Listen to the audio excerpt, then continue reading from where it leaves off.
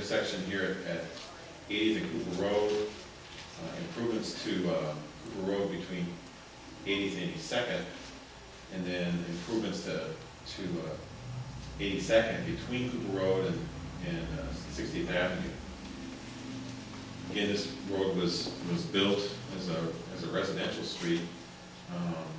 Again, the yellow marks show the trees that would be the impact of this project.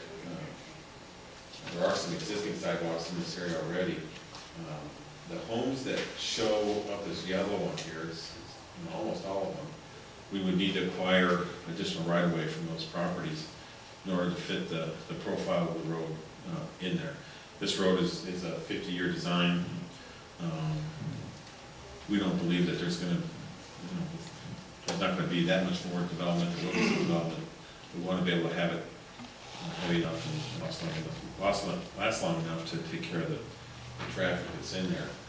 This intersection here is particularly complicated. If you've seen garbage trucks or buses, school buses or the Kenosha bus trying to move this traffic movement here, it's pretty difficult.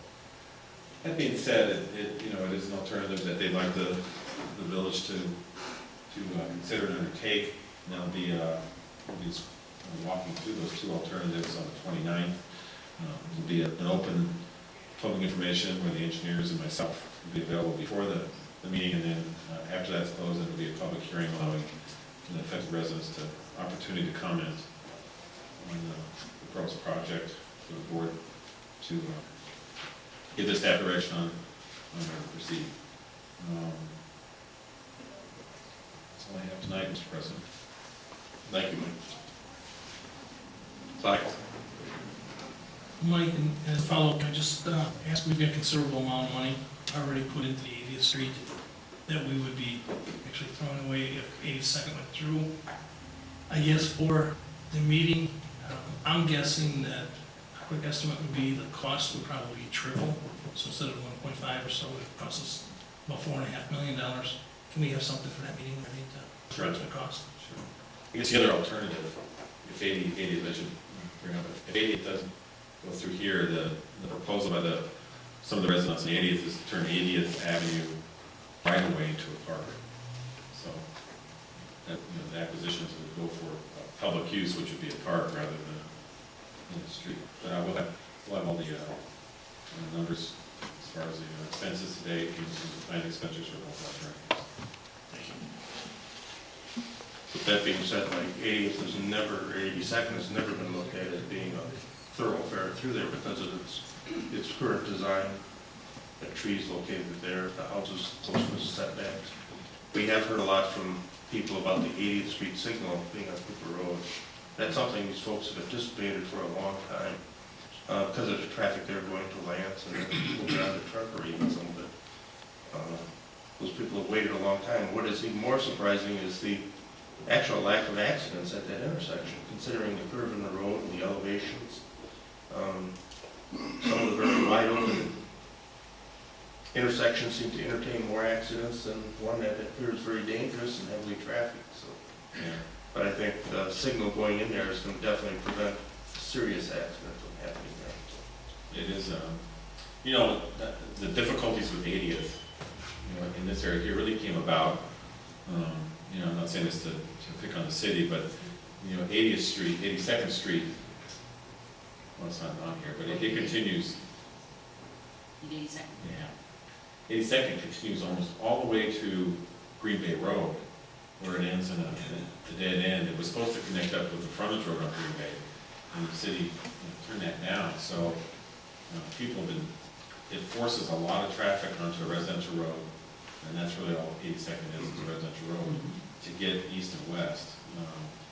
So once we get this thing done, it should help that. But the people who live west of 60th, it basically is one way out, and that's 82nd. So as they continue to move east and try to get into, if they're going to Lance or if they're going to Super Value or anywhere that's going to Cooper Road, that's a lot of traffic on that road.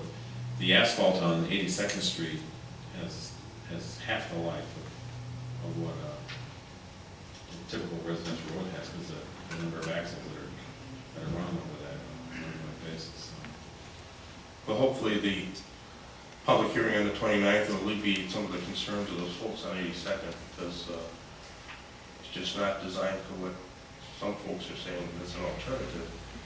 And we get some of that traffic off there, hopefully can restore some of that neighborhood back to a little more normalcy there. Okay, that being all for the administrator's report, move on to item 8, unfinished business. First item being item A, and that's consider ordinance 08-20 for the zoning map amendment rezone property located at 9249 Old Green Bay Road. Yeah, I think we have to take it up to table. Oh, I'm sorry. I would, so. Unfinished business, we did table that one, yes. Second. Motion to move to the table, second. Motion and second, move to the table, those in favor? Aye. Opposed, so carries. Mr. President, I would always ask, or I would also like to ask if we could bring up new business, item C. Both items are interrelated, and I'd be making one presentation, and they're basically on the same property and the same request. So moved. Second. Motion and second, board concurrence, those in favor? Aye. Aye. Opposed, so carries. Mr. President, members of the board, the first item, item A under unfinished business, is to consider ordinance 08-20 for a zoning map amendment, and this is to rezone the property located at 9249 Old Green Bay Road from the B2 Community Business District to the I1 Institutional District in order to be in compliance with the village's comprehensive plan. The next item is under new business, item C, and this is to consider ordinance number 08-21, and this is for a zoning text amendment to amend section 42126B, and this is related to permitted uses within that I1 district. On January 22nd, 2007, the Plan Commission had adopted a resolution to initiate the review of the I1 institutional district, which may include amendments to the map as well as to the text of the ordinance, as well as to some of the definitions. In addition to reviewing the institutional district requirements in the maps, the village also wanted to make sure that we were in compliance with our smart growth planning as we decided to, continue to move forward at this time. As you know, smart growth requires that on or before January 1st, 2010, all municipalities who participate in planning, development, and zoning activities shall prepare, adopt, and maintain a comprehensive plan. And the comprehensive plan shall be the cornerstone of all local land use decisions.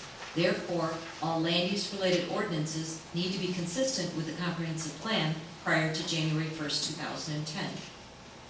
The village's comprehensive plan update is part of a 3-year process that we have been working on with Kenosha County as part of the multi-jurisdictional plan update. And we have been, as a village, reevaluating each of our zoning districts and our comprehensive plan as part of our part in the process for Pleasant Prairie. As a result of reevaluating the institutional districts and the land use plan map and our definitions and our guidelines, we were reviewing to make sure that all of the existing land uses as shown did reflect actually institutional land uses as originally identified back in 1996 and then moving forward. On March 12, 2007, the Plan Commission adopted, and on March 19, 2007, the board approved the Whittier Creek neighborhood, which included some modifications to the institutional district as well, the institutional land uses, and this included the Holy Family Catholic Bookstore property.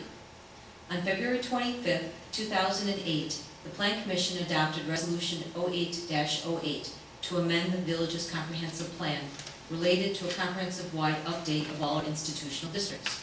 On March 3rd, the board supported these decisions and adopted the I-1 district as well as the zoning text and related map changes.